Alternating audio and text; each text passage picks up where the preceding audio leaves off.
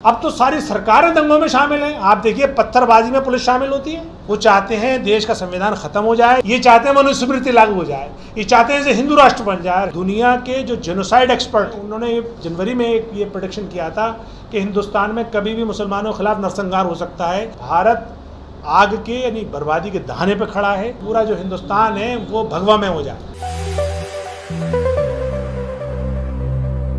असदुद्दीन ओवैसी साहब ने हैदराबाद में प्रेस कॉन्फ्रेंस करी, जिस प्रेस कॉन्फ्रेंस के बाद पूरी हिंदुस्तान का नजरिया बदला जहांगीरपुरी को लेके। 20 तारीख को वो खुद आए, मैं और बैरिस्टर साहब उस इलाके में गए, हमने वहाँ नमाज पढ़ी, वहाँ मुतासरीन से मिले, उनकी फैमिली से मिले। 21 तारीख को जब फैसला आया उसके बाद हमारी वकीलों के साथ बैठ के मीटिंग हुई और उनसे ये बात कही कि बताइए जो याचिका दायर की गई बुलडोजर के खिलाफ, जिसमें 2 हफ्ते का टाइम मिला है, कि उसमें अब और कौन सी एडिशनल याचिका हमें दायर करनी है। तो सवाल ये है कि AIMIM हर हाल में दिल्ली के मुसलमानों के साथ, गरीबों के साथ खड़ी है।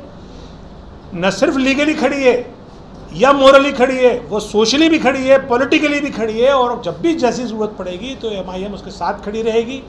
MIM चूँकि अभी 5000 कैडर है उसका दिल्ली में, अभी कैडर बढ़ रहा है। आप लोगों के तवस्सुस से मेरी अपील है मुसलमानों से, और ख़ासतौर से उन पॉलिटिकल एक्टिविस्ट से अपील है जो दूसरी और पार्टियों में है, कि तुमने देख लिया कांग्रेस का साथ देकर, तुमने देख लिया आम आदमी पार्टी का साथ देकर, इनको जिता जिता के देखा कि आपके मरने में भी आपके साथ शरीक नहीं है। जब दिल्ली जल रही थी 2020 के दंगों में, तब भी अरविंद केजरीवाल मौन व्रत रख करके गांधी समाधि पे बैठ गया था, मिलने भी नहीं गया था, तब भी उसके पास 62 MLA थे।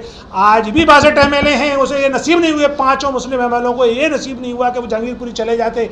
क्यों नहीं गए? चूँकि आका का, अरविंद केजरीवाल का हुक्म नहीं है कि तुम मुसलमानों के मसाइल पे बोलते हुए मत नज़र आ जाना। और तो अब यहाँ से हमें ये सबक लेना है उन पॉलिटिकल एक्टिविस्ट को कि देखो, जितनी जल्दी हो सके अपनी क़यादत डेवलप कर लो।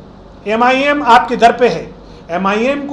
MIM नाम से मजबूत नहीं होगी, अकेले बैरिस्टर असदुद्दीन ओवैसी साहब से मजबूत नहीं होगी, ये मजबूत होगी आप लोगों से। जब आप लोग सपोर्ट करोगे, आप लोग इसको अपनाओगे, आप लोग इसका हिस्सा बनोगे, आप लोग अपने इलाकों में, मोहल्लों में इसकी शाखाएं, इसकी मेंबरशिप बढ़ाओगे, तब ये बढ़ेगी। क्योंकि हालात तो बद से बदतर होने वाले हैं। लड़ने का तरीका जमहूरियत में यही है। जिस तरीके से आपने अभी कहा 2020 दिल्ली दंगों के बारे में, उसी तरह 2022 जहांगीरपुरी दंगे हुए, इसमें वहाँ के लोग जो हिंदू मुस्लिम हैं वो सब एक साथ मिलकर, अक्सर ये वीडियोज़ आ रही हैं कि हम दोनों साथ मिलकर रहते हैं, हिंदू मुस्लिम सब। तो ये कौन लोग हैं जो दंगा कर रहे हैं? फिर ये कौन लोग हैं? देखिए, आम हिंदुस्तानी मोहब्बत से रहता है, चाहे किसी मज़हब का, उसे कोई मतलब नहीं है, ना कोई किसी के ख़िलाफ़। ये BHP, बजरंग दल, ये जो RSS की जो आउटफिट्स हैं, इन्होंने हिंदुओं के एक तबके को रेडिकलाइज कर दिया। उनको ये अफीम चटा दी है कि तुम मुसलमानों को परेशान करो, परेशान होते हुए नज़र आओ, मॉब लिंचिंग करो, इनके घरों को, इनके मजहबी जगहों को टारगेट करो।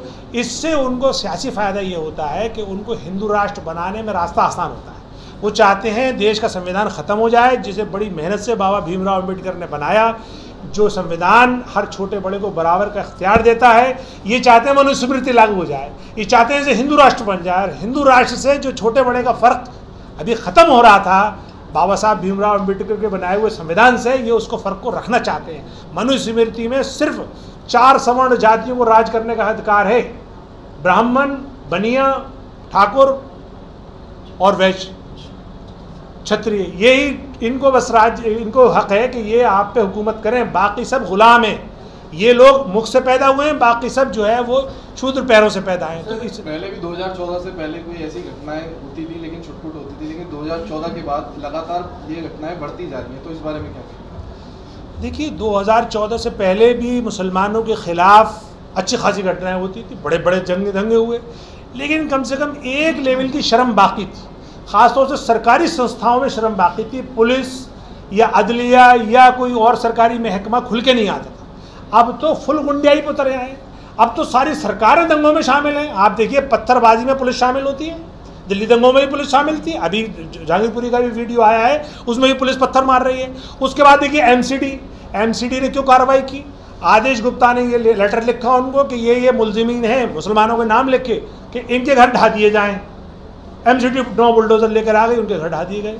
तो ये जो जब सरकारी संस्थाएं मिल जाएं तो समझ लीजिए कि सरकार शामिल है इन सब दंगों में। और जो दुनिया के जो जेनोसाइड एक्सपर्ट हैं, जो नरसंहार एक्सपर्ट हैं, एक ग्रेगरी हैं, उन्होंने जनवरी में ये प्रेडिक्शन किया था कि हिंदुस्तान में कभी भी मुसलमानों के खिलाफ नरसंहार हो सकता है। नरसंहार से पहले के जो 10 पॉइंट हैं उसमें 9 पॉइंट पूरे हो चुके हैं। 9वां पॉइंट ये है कि जब सरकारी संस्थाएं भी उसके खिलाफ हो जाएं, उस ग्रुप के, तब उसके खिलाफ नरसंहार को कोई नहीं रोक सकता। अब जहांगीरपुरी वाले वाक़े में, खरगोन वाले मामले में आपने साफ देख लिया कि दंगा कराया किसने, पिटा कौन, जेल में कौन गया, उसके बाद बुलडोज़र कौन लेकर आया। तो ये जो सारी जो चीज़ें हैं इस बात का पता दे रही हैं कि भारत आग के यानी बर्बादी के दहाने पर खड़ा है। मुसलमानों के खिलाफ नरसंहार की पूरी तैयारी है। अब इससे हमें बचना और निकलना है, इसकी हमें अब सोचना है। एमआईएम का क्या स्टैंड है सर? जहांगीरपुरी में जो भी पीड़ित हुए हैं उन पे एमआईएम का स्टैंड क्या है सर? एमआईएम उनके साथ खड़ी है, मैंने पहले बोला एमआईएम उनके साथ हर हाल में खड़ी है, दामे दरहमे सुखने। अब आप बोलिए सर, आपने सिर्फ मुसलमानों की सिर्फ आप बात कर रहे हैं, वहाँ पर गुप्ता जी के भी जूस कॉर्नर तोड़ा गया, रमन झा की भी दुकान तोड़े गए, आप उनकी बात क्यों नहीं कर रहे? देखिए, मैं मुसलमानों की बात इसलिए कर रहा हूँ कि ये जो सरकार है ये मुस्लिम विरोधी है, गरीब विरोधी है। तो जहाँ पे मुसलमान और गरीब हैं वहाँ पे जाहिर बात है दूसरे और लोग भी हैं। तो जब आप गेहूं के साथ खून तो पिसेंगे, जब आप मुसलमानों को टारगेट करने जाओगे तो जाहिर बात है उनके साथ और भी गरीब लोग होंगे, वो भी फंसेंगे। तो उसमें हमारे गुप्ता जी फंस गए, रमन झा भी फंस गए। लेकिन उनकी नीयत देखिए, उनकी नीयत थी मुसलमानों के बिजनेस आउटफिट्स को ढहाना, उनकी कमर तोड़ना। एक तरफ उन मुलजिमों का उनका कोई ख़ता नहीं, उन्हें मुलजिम बना दिया, फिर उन पे एनएसए लगा दिया, फिर उसके बाद उन पे ईडी की इंक्वायरी कर दी और आखिर में उनके बच्चों के मुंह से निवाला छीनने की कार्रवाई कि उनके कारोबार पे बुलडोजर चला दिया। सर, दो तरीके की ये कहीं एमसीडी की चुनावों की तैयारी तो नहीं है जिस तरीके से बुलडोजर पॉलिटिक्स दिल्ली में चल रही है? ये देखिए, एमसीडी चुनाव तो भारतीय जनता पार्टी भाग गई इस चुनाव से, उसका कुछ पता नहीं वो कब तक कराएगी या नहीं कराएगी। लेकिन ये पक्का है कि वो पूरा ध्रुवीकरण पूरे राष्ट्र में चाहती है। वो चाहती है कि 2024 से पहले पूरा राष्ट्र, पूरा जो हिंदुस्तान है वो भगवा में हो जाए। अभी सुनने में आ रहा है कि सेलेक्टिव कार्रवाई की जा रही है मुसलमानी एरिया में, जैसे शाहीन बाग, बटला, उसमें भी इस तरीके की अफवाह चल रही है कि यहाँ भी एमसीडी के बुलडोजर आ सकते हैं। एक दूसरा और आदेश गुप्ता ने एक आदेश दिया है एमसीडी को, और एमसीडी अफसोस की बात यह है कि एक प्राइवेट आदमी का आदेश मान रही है और उसमें सुनने में आ रहा है कि उसने कई जगह चिन्हित किए। तो मैंने तो बाकायदा वीडियो जारी की और मैं फिर कह रहा हूँ आपके हवाले से, क्या आदेश गुप्ता बताएं कि वो सैनिक फार्म में कब कार्रवाई करवाएंगे? आदेश गुप्ता के खुद अपने घर के बाहर कब कार्रवाई होगी?